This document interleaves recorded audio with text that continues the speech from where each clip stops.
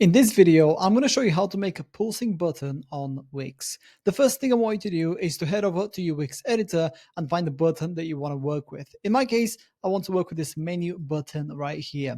So the first thing I want you to do is to click on the button to highlight it, and then a bunch of different options are going to appear right above the button. So as you can see, these are the options that you have. The one I want you to pay attention to is the animation option right here. So click on that. And instead of clicking on any of the entrance ones, I want you to click on the loop. That way, the animation will continuously loop, and these are all the different looping animations that you have access to.